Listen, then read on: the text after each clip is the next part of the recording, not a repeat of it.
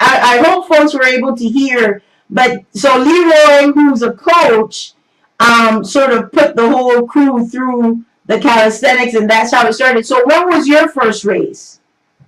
My first race was it wasn't even a race at all. It was the bubble run last year I believe it was the summer. Mm-hmm. Yeah, we did a bubble run, and that was the first official 5K. And I want to say official 5K because I had to pay for it. Mm-hmm. You got to put money down. You got to call that official. So Herm is calling in. Let's hold on. Let's see if we can hear him. If not, Herm, can you hear us? I don't know what's going on today. Oh, Herm, can you hear us? Yes, I can hear you right now. Okay, and I can hear you, and Pat's on also. So now both of the finishers, and you're in Pat, and you're gonna have to tell folks where that came from. And Herm, yes, where did that come from? It's LMP. LMP. Yeah. Abbreviated. I'm old school. I'm an MC. Okay. What's up, brother? Respect. What's up, brother Banks? I have to give you a shout. But I'm old school. Back in the day, we used to put initials for our little music names or little street names or what have you, and I just use my initial LMP. Okay. That's where I came from Run DMC, but that's a story in itself. So. Okay. So let me bring Harvard Blue. Welcome, Herm. I haven't met you, but you're a finisher. Tell me how you came to be a finisher, other than some long history with this crew. You said, how did I come to the finishers? Yeah, to the finishers. Well, from what I can recall, it's just a brotherhood situation. That guy his real name is Curtis Taylor, but we call him Mayfield. Yes. He's a motivational type of character, I could say, man, because he's been running, he's getting in good shape, and he came back up here from Maryland. He was talking a lot of stuff and saying that people need to get in shape, and he challenged people to get out there and run those 13 miles, that half marathon. I think it was about 2014. And he inspired us to put on our track shoes and go ahead and get out there and get to running. Not that I was not staying in shape. I was staying in shape, but I was never a runner of miles like that. So I have to give that to him. I got to give that to Jay Boyd and give that to my man Rudy Russell. And they got out there and put their feet to the pavement first. Yeah, they did. And Stick with it too, though. And Stitch, right? Your brother, yep. That whole yes. I don't know, ribbing. I mean, we come from a crew of just, it's family. So, when family get together, family jokes. And like Herm said, Mayfield did bring the jokes. Along with Jay, and, they did bring the jokes. And along with the jokes comes the motivation. And basically, stuff just grows from there. I mean, when you feel good, goodness is contagious. It is. So one of the things that I want to jump into, so we know how you came to finishers, but you both do work outside of here. What kind of work do you do, Herm, outside of, that extends into your finisher energy? I'm an educator. I've been teaching for at least, how should I say,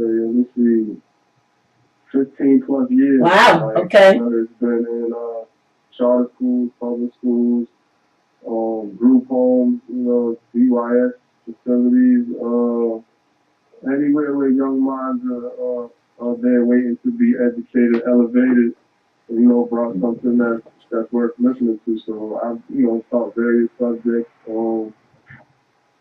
whether it be sex education, Spanish, English. So hablas español. Yeah. Muy bien. That'll necesitar practicar más. But yeah, I don't practice as much.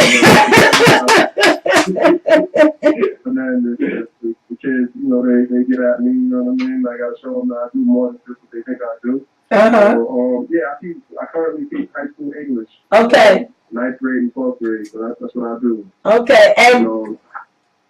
And Pat, what are you up to? What kind of work do you do outside of Finisher World? Outside of Finisher World, I wear a few hats. Still trying to work my grind now. I'm a technician. Okay. Been a technician for, oh Lord, I want to say about 16 years or so. My medical engineer. But aside from that, I also sell real estate. Okay. So, okay. Yeah. And so tenemos Harvard Blue que habla un poquito de español, and then you have Aaron Pat is of Panamanian descent, so él habla un poquito de español, right? Very little. But I still call you Pana. You know, you're Panamanian, you got Panamanian energy blood, so that's it. Hey, I'm a Pana every day. Yep. So the great thing about having the both of you on, and not only on as finishers, but on the Soulful Afro show, a great part of the show is my love for music and how music inspires me when I'm running, how I wake up in the morning, how I go to bed. It can tell a story. Sometimes I don't even have to. If someone wants to know my mood, I can play a song. If someone wants to know what I was doing 10 years ago, I can actually pick a song that speaks to that. So you're both MCs, you're both into music. Pat, we played your song to start off this segment. Tell us a little bit more about that love, and then Herm, I want to come to you with that piece too. So tell us about music and why you're still in it. Well, it's so funny if you say still in it, but that just indicates that it's been a long time. You know? Yeah. It's been a long time. I'm still in it because I love it. That's one. Yeah. Two, which is probably should have been first, but I've been doing this. Oh my gosh, it's over 20 years. I mean, I've been here 30 years. I want to say, 30+ years. I tried to get serious after I graduated from college and stuff, and you know, I took it as far as I could take it, but I still do it now for like simply relief and pleasure. If it gains traction, or if it gets wheels or rolls and steams down the hill, then that's all gravy. But right now, this is how I release. You know, and that's why I still do it. I mean, I'm still alive, so I still feel. I still have to express those feelings somehow. This is how I do it. And I got to listen to it, and I'm going to come to Herm. Is that I'm a poet, so for me, listening to it was poetry with a good beat. I mean, even my producer Hassan was listening to it, and he goes, "Oh, he sounds like this. He sounds like that." I was like, "No, this is the person that's about to talk." But that's some good stuff. That was some good stuff. So the continent, Africa Radio Online folks got a treat today because they're not only hearing your music, but they're hearing you speak. And Herm, you're gonna have to share some of your stuff. Tell me more about you, Herm, Harvard Blue. I have to say I like that. Tell us a little bit more about your stuff.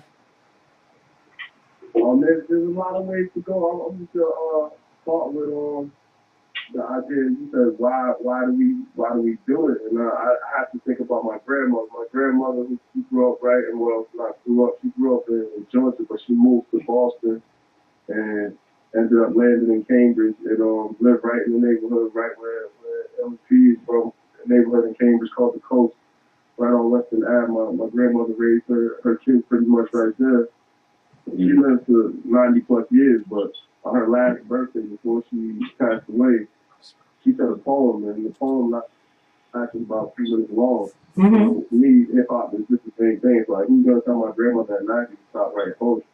Yeah. I don't think I'll ever stop doing what I'm doing. And the other thing is, if I ever heard an MC that was exactly like me, had my same blueprint, my same fingerprint, and had my same story, then I would hang it up.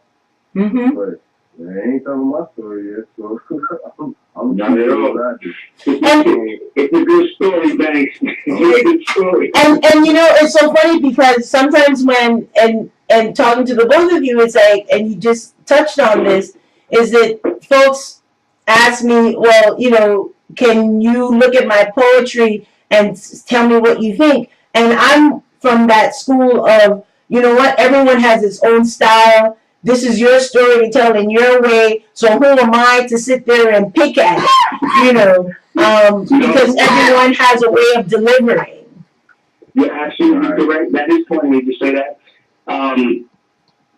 This is, and it's also a testament as to why there is longevity and why folks actually do it. Not just me, but, you know, folks like her, you know, and others out there. But, oh, goodness gracious. When you get to a point, right, where you're no longer looking for approval, you know, because that's what that is. I mean, when people ask you those questions, you know, hey, take a look at my this, or listen to this, you know, tell me what you think. You know, they're using it as a control group. You know, you're a part of the control group, and basically your opinion is offered as somewhat of an approval. Yeah. You know, but when you were trying to, you know, I don't know, get signed, you know, for a long time I was trying to get signed by a major label, and all this stuff. You know, you jump through certain groups, or you know, people call it the grind, but sometimes the grind isn't real grind. Sometimes it's often circus stuff. You know what I mean? Yeah. And that gets to a point where, you know, you're like, enough is enough, and you've been practicing this. You know, I mean, you execute this art, this music, this poetry for so long. You can't help but be good at it. You can't help but get better at it. You can't help but make it a part of you. So when you do express it to folks that don't do what you're doing, yes, it sounds like, you know, you're doing something great or what have you. But the difference is, you get to that level where you're no longer asking for approval. Now it's just an expression. And however you interpret it, that's how you're meant to take it as a consumer. Yeah. You understand? Yeah.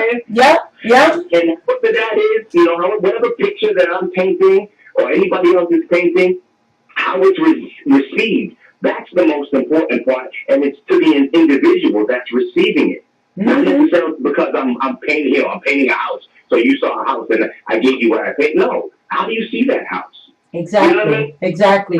What about you, Vern? What's your process like? What's your process been like? Well, if you're talking about creatively, I'll say that I think it's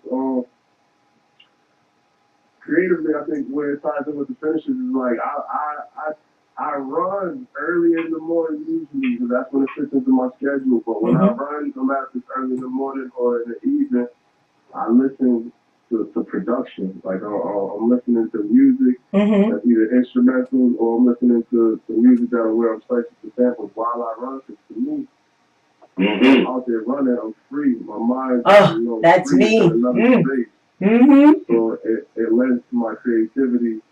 And that's where I start the process of writing when I'm running. I come up with some great ideas that almost has me having to stop and say, hold up, I gotta stop running.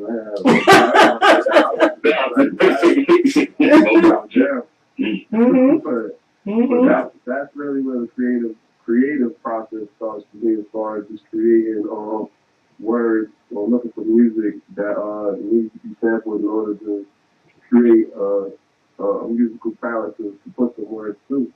So that, and then, you know, I have my own little pre-production studio inside my lab, so whenever I get a smooth idea, I can jump in here and just play with it and work it until it sounds right and ready to go. Yeah, you just touched on something that, you know, people may think, oh, she runs a lot, but as a writer, and a poet and activist, it's my alone time. And some of my best blogs and poetry have come out through a run. Because it is uninterrupted mind time.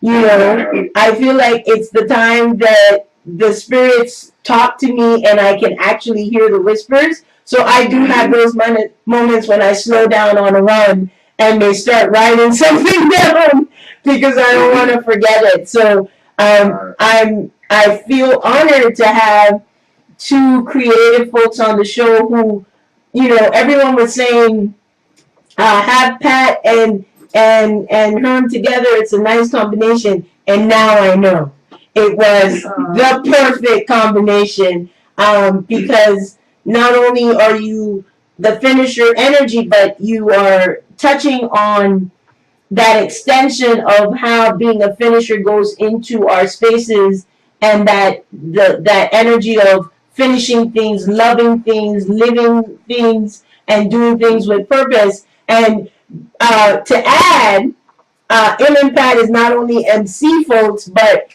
there was a dance off on Sunday, and brother brought old school out. He actually won. Two finishers won the dance off, and Ill Pat won by breaking. Okay, he break dance on these people. So I need to get that video and put it on the Soulful Afro page because that was classic.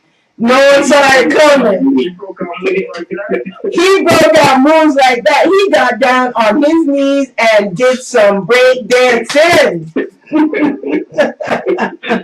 So not only did he do the MC stuff, he was like, but let me show how you do it when you dance. Well, you're really talking to, a genius of sorts, but he embodies all elements of hip hop. I don't know if you be DJing, I don't know if you get kicked off the wheels of you do your own thing, but that guy right there, that guy is hip hop. I know for sure. Like, so, all the elements included. You might catch him tagging up his name on your train thing there. Yeah. You're crazy. But I mean, now I have an idea that I'm gonna put out on the radio so that everybody's listening, so they know I'm serious. Because when I put it out, I follow through. So Hassan and I have been talking about doing a Soulful Afro party. So I'm thinking I already have two DJs right here. So I am calling you both out for when I plan that party, that you will make time to come and party with me. No, not a question. You don't even have to ask me. I don't know about her, but not a question. Her embodies it too, but you don't have to ask me. I'm there already. All right. What about you, Herb? Yeah, if it's a party, I'm there. As long as you ain't talking about Republicans and Democrats, I'm in that party. So before you leave, what would be, both of you, and I'll start with her, what would be your message to the finishers that are listening, to the students that you have, that you teach, with all the current issues that are going around? They're being so bombarded, especially students of color, about what's happening in the classrooms. What would be your message around that? And then, as this talented brother, MC, poet, writer, what would be your messages? So 3 things for you to leave with, and then Pat, I'll come to you with those 3 things also. Okay. Man, you got me with the 3 things, so I'm gonna see if I can remember at least one of them. So finishers, educator, and MC. Alright, so on the finishers level, it's like this. You gotta get up and move. I can't, to me, I can't really go 2-3 days in a row without moving my body because I just feel sick. I don't know. That's just me. That's just the way that I feel about life. Yeah. I feel like everybody gotta get up and move. I don't care if you're walking, I don't care if you're stretching, doing yoga. I just think getting up and moving, to me, it creates that natural high for yourself where it's just a necessary thing. Yeah. For me, to stay still for too long, it equals sickness. So it's like, we live in this life and we all want to have longevity, so why not treat your body to something that's going to treat you good back? Yeah. I know there's a lot of people, even in my own family, because sometimes in my family, they're looking at me, get out, let's go work out. They're looking at me like, oh, you're crazy. You're trying to kill me. And I'm like, nah, I'm trying to help you live. It's just a good practice. And to all the people that are actually, hopping out there on the finishing side of things, man. Yeah, keep jumping in them races, keep doing your own thing in your own private time, and keep posting to them apps and just keep moving because I think it just lends to a longevity and a healthy, happy lifestyle. So that's that. As far as you said the kids in the classroom. Yes. Mm-hmm. Yeah, the kids in the classroom. So my thing is this: Harvard Blue is the artist. My brand is born winner, and the tagline is impact pop culture and make smart food. Mm. So every day when I'm talking to these kids, I'm trying to let them know, like, as they say around the way right now, I'm just a kid from Cambridge. Meaning, I didn't have, no silver spoon in my mouth, man. And I had two cool parents that tried the best that they could do to get me to go where I could go. And I was able to achieve things like going to Morehouse College and playing basketball and traveling around and doing great things and getting a great education, and come back home and actually go to Harvard and get another interesting education and get my master's in education. So all of this, to me, it allowed me to think well. And that's all I'm trying to impart to these young people today. Nobody can fool you if you can think well. And it's a happy life when you can think well because there ain't nobody manipulating you. Absolutely. You can actually do what you want to do and earn a living happily without looking over your shoulder or be worrying about too much. So education for me has done me very well. And it might not work for everybody, but for some of these kids that, they can work for, they can have them having a healthy life, happy life. So I just try to get them on that. Because if I could do it, I know they can. Okay. The last one was as an MC. I'm going to throw the alley to LP or back to you is a poet's job is never done. I think that was Kara. I share. Mm-hmm. So as we work through this, there's always going to be things to talk about. And I don't think anybody has truly mastered grown man rap yet, because it's not really an accepted. You're absolutely right on that. I mean, we can talk about outfits, but you hit it on the nose. Mm-hmm. On the nose, where it's not a commodity out there, and I think that's the business minds out there. They probably will, because they look at it as a throwaway music. Like, it's hot right now, and you can throw away that in a month. That's what a lot of these songs are doing. But I keep on doing it, and I like to say to my brother LG, Leroy Gibson, he's out there. You should get him on the show next. Yes. When he and I talk, it's like, man, I tell him, I'm doing this because when I die, I want my grandson to be able to go on my son's computer and be like, this is what my grandpa was talking about.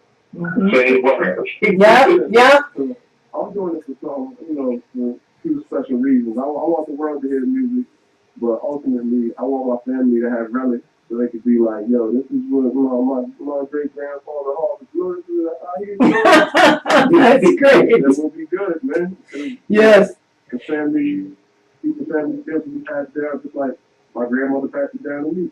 Yes. Thank you so much for that. And Pat, before I go to you, Herm mentioned Leroy, and I was able to meet Leroy and meet some of his students. I spoke at his school recently. And it was wonderful to see a finisher, and actually Alicia is in that same school, see finishers doing great things in the school, because I was asked to come in and do Black History Month, Black Latina presentation. So shout out to Leroy and also his basketball team that he coaches. So I look forward to having him on the show. So Pat, to close out, because we're close to time, but the three things, message to the finishers, a message as it relates to the work that you do, and then the message as an MC.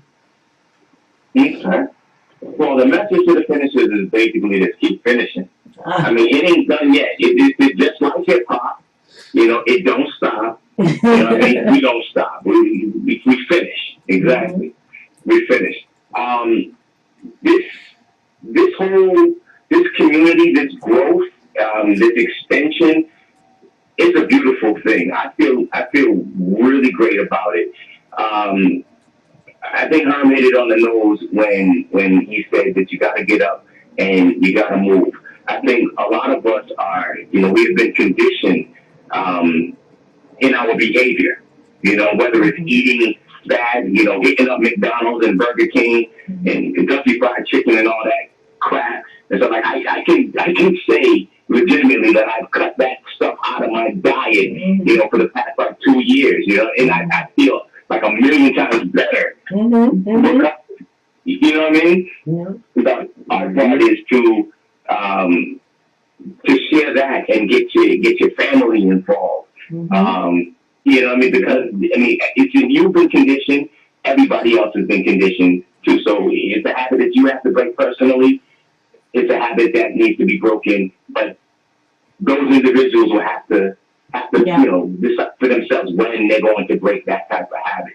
But this Fit Club, it helps a lot, especially the you know the social media aspect of it, as far as people posting their signs and their what do you call it, their workouts and you know, the little routes that they run and stuff like that. That stuff is very inspirational, because when you know, everybody is prejudiced to a point, right?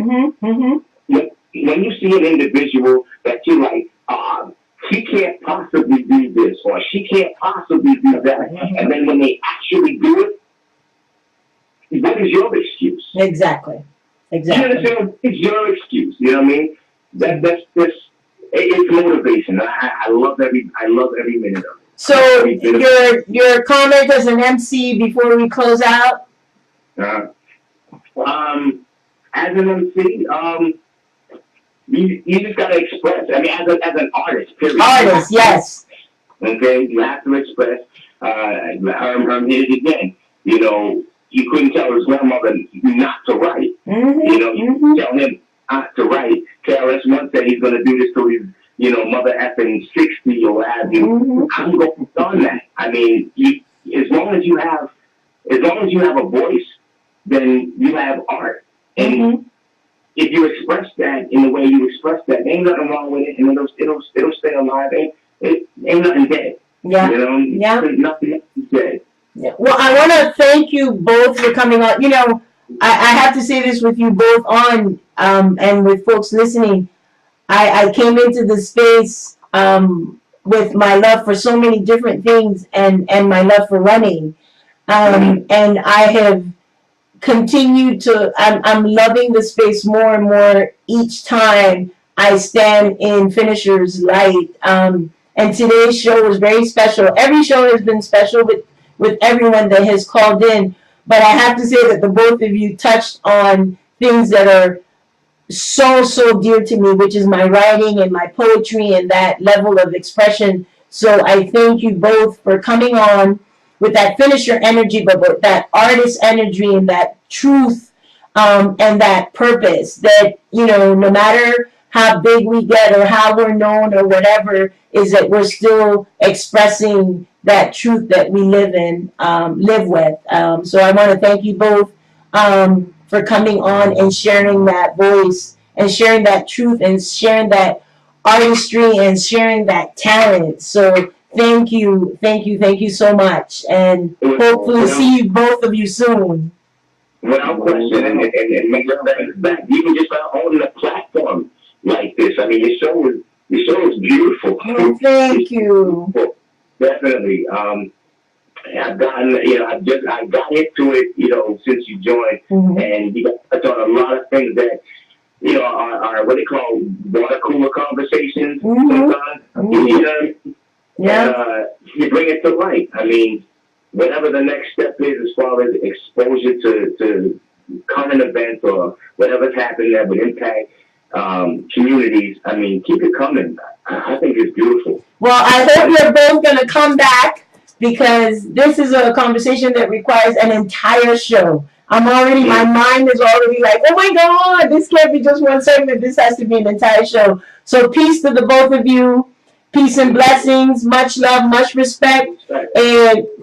Mire, le digo en español, ha sido un placer tremendo tenerlo a los dos en el show hoy, con el talento que se oye y el amor de su talento que se oye en su voz. So, muchísimas gracias por estar conmigo hoy en el show. So, I'm gonna clock you, you know, say bye and see you soon. Thank you so much. Yes, indeed. Fix for life. Fix for life. All day, every day. All right. So, folks, you heard it. Hassan, we went over time, but you know what? It was one of those things that you couldn't go over time. I hope you enjoyed today's Soulful Afro show with Yvette, bringing you the latest soulful happening. Thank you so much to Herm, aka Harvard Blue, to Pat Russell, aka Illin Pat, for joining me and for bringing a permanent smile to my face today. So peace and blessings to all. See you next week. And I'm closing out with the talented cipher flow of Illin Pat. Before I let out a head, red lights illuminate, I'll step this figure eight. We got collections time in most minds trying to define the current state. Apologetics, just said it like, taken aback, was the kid awesome? Not see was the Lord, just slid to the back of the door.